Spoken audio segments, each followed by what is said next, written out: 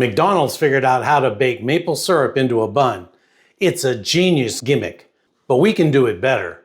I'm going to show you exactly how to ramp this up with real culinary integrity. But stick around, because I'm sharing a canning lid hack that changes the game for home griddling. Let's bring it home.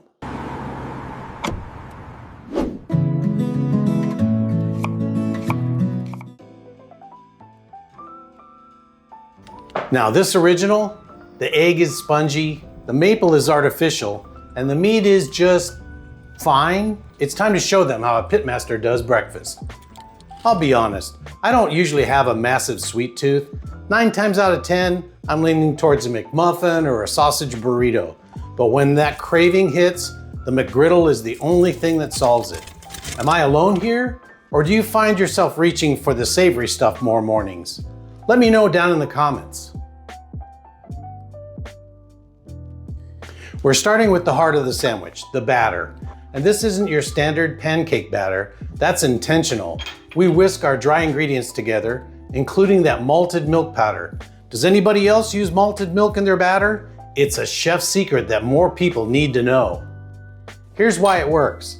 Malted milk powder adds a subtle toasted sweetness, and it turbocharges browning. More Maillard reaction. Better color, better flavor. That's the science working for you. In a separate bowl, we mix our milk, yolks, and extract. Stir those into the dry ingredients, and here's where most people rush it. Don't. Let it rest for 10 minutes. During that rest, the starches are hydrating and the gluten is relaxing. What you end up with is a thicker, more structured batter, one that holds its shape on the griddle instead of spreading like a pancake. Now for my favorite pantry MacGyver move, wide mouth canning rings.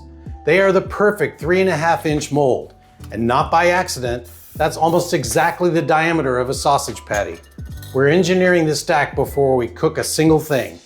Get your griddle to medium, 325 to 350 degrees. Too hot and you're scorching the outsides before the insides have a chance to set. Spray them down well, don't be shy with that spray, and pour in 1/4 inch of that rested batter. Now drop in those Green Mountain maple nuggets. Those aren't maple syrup, those are solid maple sugar nuggets. They don't dissolve in the batter, they melt slowly during cooking and stay intact. So when you bite in, you get actual pockets of molten maple. That's how McDonald's should have done this. Cap it with another spoonful of batter. Watch for the edges to set and bubbles to break the surface, about 3 to 4 minutes. Now carefully remove your rings. Then flip. Look for deep golden brown underneath. 2 more minutes and rest them on a rack. Now for the protein, and this is where we really separate from the drive-thru. This is my own homemade spicy sausage blend. The link for that recipe is in the description. The short version, it's a pork blend at roughly 80-20.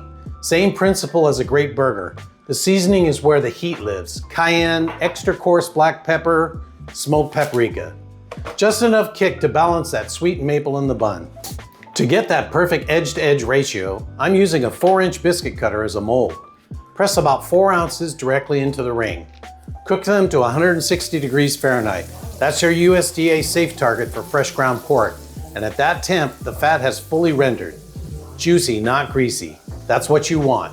Then pull them, but save that skillet. That rendered sausage fat is flavor in liquid form.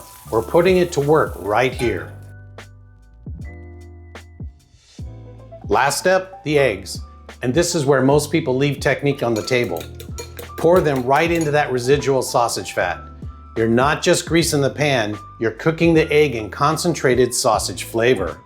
Every layer of this build is seasoning the next one. Key move here, medium-low heat, low and slow. Let the egg set from the bottom up. Surface still slightly glossy before you touch it. That's the difference between a flabby scramble and a properly folded egg. Let them set, then fold the edges toward the center to create that clean geometric square.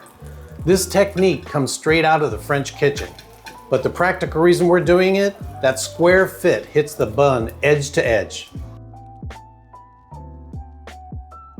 Stack it up, bottom bun.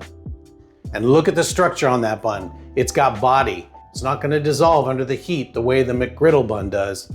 Hot spicy sausage, sharp American cheese. And I know what you're thinking, a chef using American? Here's the deal. American cheese is engineered to melt evenly. In this build, it's the right call. Now our folded egg.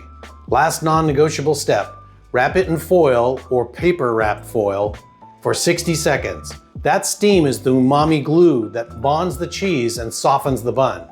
It also traps the heat so everything finishes at the same temperature. Don't skip it. Look at that cross section. Real spicy sausage, a proper egg, and actual molten maple pockets. This is the maple stack. We didn't just replicate the drive-thru, we moved it into the penthouse. What's that one drive-thru item that always sounds like a great idea, but the quality lets you down? Tell me what I should bring home next. And for more Brinner ideas, check out this playlist right here. Later, Gator.